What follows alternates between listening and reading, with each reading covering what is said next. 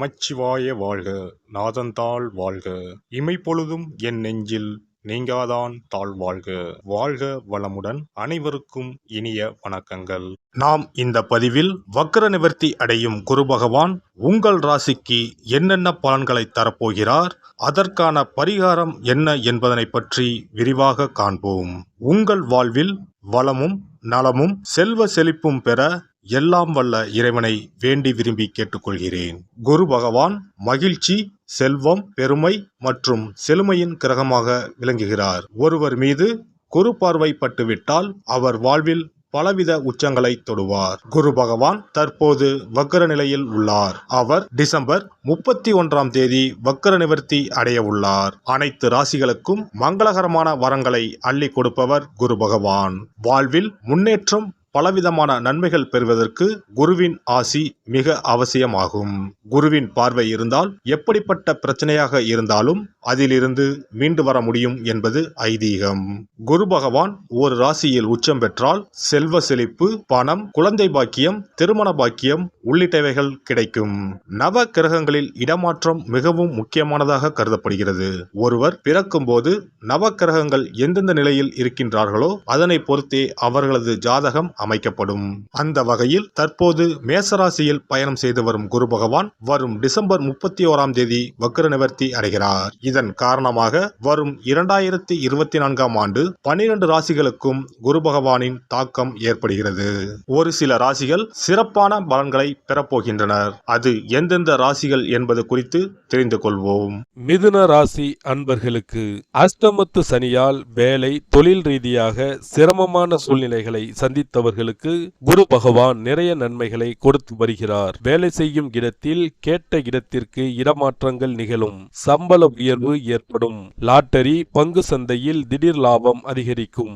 தொழில் வியாபாரத்தில் லாபம் பெருகும். வெளிநாட்டு முயற்சிகள் கைகூடும். சொந்த ஊரில் வசிப்பவர்களுக்கு முன்னேற்றம் இருந்தாலும் விரய செலவுகள் ஏற்படும். 2024ஆம் ஆண்டு ஏப்ரல் மாதத்திற்கு பிறகு குரு பகவான் விரயஸ்தானத்திற்கு வரப்போவதால் சுப விரய செலவுகள் அதிகரிக்கும். குரு பார்வை காரணமாக தயக்கம், அவநம்பிக்கை நீங்கும். சாதிக்க வேண்டும் என்ற உத்வேகம் பிறக்கும். நண்பர்கள் அவர்களுக்கு தெரிந்தவர்கள் என்று யாருக்கும் ஜாமீன், மத்தியஸ்தம் என்று போக வேண்டாம். குடும்பத்தினருடன் கலந்து பேசி சில முக்கிய முடிவுகள் எடுப்பீர்கள். அடுத்த மாதத்திற்கு மேல் இடமாற்றத்திற்கு இடம் உண்டு. வசதியான பெரிய வீட்டிற்கு குடி போவீர்கள். தசா புத்தி பலமாக இருப்பவர்களுக்கு சொந்த வீட்டில் பால் காய்ச்சும் யோகம் உண்டு. நீண்ட நாட்களாக குழந்தை பாக்கியம் எதிர்பார்த்தவர்களுக்கு புத்திர பாக்கிய யோகம் கிடைக்கும். குடும்ப உறுப்பினர்களிடம் இருந்து வந்த கருத்து வேறுபாடுகள் நீங்கி ஒற்றுமை அதிகரிக்கும்.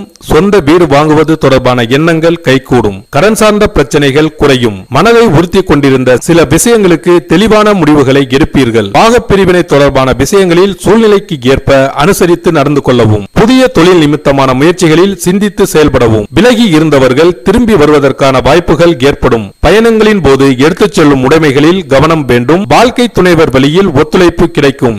எதிர்பாராத சில புதிய வாய்ப்புகளின் மூலம் மேன்மை உண்டாகும். பொருளாதாரம், தன வரவுகளில் இருந்து வந்த இழுபறியான சூழ்நிலைகள் மறையும். வீட்டின் தேவைகளை அறிந்து நிறைவேற்றி வைப்பீர்கள். சொத்து சேர்க்கை தொடர்பான சிந்தனைகள் மேம்படும். உடல் ஆரோக்கியத்தில் இருந்து வந்த பிரச்சனைகள் குறையும். குடும்பத்தில் புதிய நண்பர்களின் வருகையால் மகிழ்ச்சியான சூழ்நிலைகள் காணப்படும். எதிர்ப்புகளால் உண்டான காரிய தடைகள் அகலும். பெண்களுக்கு சுபகாரியம் தொடர்பான எண்ணங்கள் மற்றும் முயற்சிகள் கைகூடும். சகோதரர் வகையில் சுப விரயங்கள் உண்டாகும். தாய்வழி உறவுகளின் ஒத்துழைப்பு கிடைக்கப் பெறுவீர்கள். எதிர்பார்த்திருந்த சில பயணங்கள் சாதகமாக அமையும். மனதில் இருந்து வந்த குழப்பங்கள் நீங்கி தெளிவு கிடைக்கும். குடும்ப பெரியோர்களின் ஆலோசனைகள் கிடைக்கும். மாணவர்களுக்கு கல்வி தொடர்பான பணிகளில் முன்னேற்றம் உண்டாகும். தேவையான கடன் சார்ந்த உதவிகள் கிடைக்கப் பெறுவீர்கள். உயர்கல்வி தொடர்பான வெளிநாட்டு வாய்ப்புகள் சாதகமாக அமையும். ஆசிரியர்களின் ஆலோசனைகள் மற்றும் வழிகாட்டுதல்கள் புதிய நம்பிக்கையை உருவாக்கும். உத்தியோகஸ்தர்களுக்கு வெளியூர் தொடர்பான புதிய வாய்ப்புகள் கிடைக்கப் பெறுவீர்கள். எதிர்பாராத சில இடமாற்றங்களின் மூலம்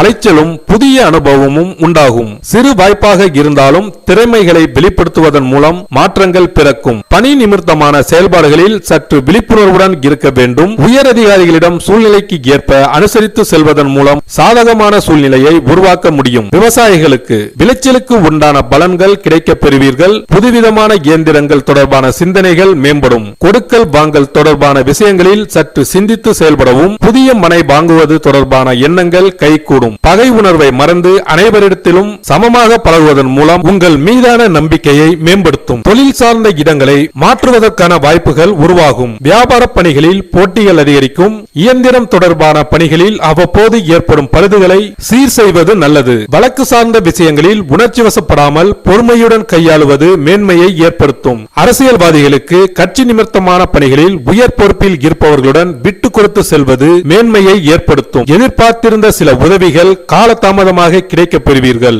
எதிர்பாலின மக்கள் விஷயத்தில் சிந்தித்து செயல்படவும், மற்றவர் விஷயங்களில் உங்கள் அதிகாரங்களை பயன்படுத்துவதை குறைத்துக் கொள்வது நல்லது. நெருக்கமானவர்களின் மூலம் புதிய அனுபவமும் பக்குவமும் உண்டாகும். கலை சார்ந்த துறைகளில் இருப்பவர்களுக்கு மேன்மையான சூழ்நிலைகள் உருவாகும். எதிர்பாராத சில பயணங்களின் மூலம் புதிய அனுபவங்கள் கிடைக்கப் பெறுவீர்கள். நீண்ட நேரம் கண் விழித்து வேலை செய்வதை குறைத்துக் கொள்வது நல்லது. பத்திரிகை சார்ந்த துறைகளில் செய்திகளின் தன்மையையும் உண்மை நிலையையும் அறிந்து செயல்பட வேண்டும். இந்த குரு பயிற்சியின் மூலமாக உங்கள் மீதான நம்பிக்கை அதிகரிக்கும். உறவுகள் பற்றிய புரிதலும் நெருக்கமானவர்களால் ஏற்பட்ட மனக்கசப்புகளும் நீங்கி ஒற்றுமையான சூழ்நிலைகள் காணப்படும். தொழில் சார்ந்த விஷயங்களில் அபிவிருத்தி தொடர்பான செயல்பாடுகளிலும் புதிய முதலீடுகளிலும் சிந்தித்து செயல்படவும். பரிகாரம்: வியாழக்கிழமை தோறும் சித்தர்களை வழிபாடு செய்து வர தொழில் சார்ந்த விஷயங்களில் இருந்து வந்த நெருக்கடிகள் குறையும். குரு பகவான் உங்களின் ஜாதகத்தில் சுபமானதாக அமையாமல் இருப்பின் கண்டிப்பாக அதற்கான பரிகாரம் செய்யும் விதமாக குரு பகவானுக்கு சிறப்பு பெற்ற ஆலயங்களுக்கு செல்வதும், வியாழக்கிழமைகளில்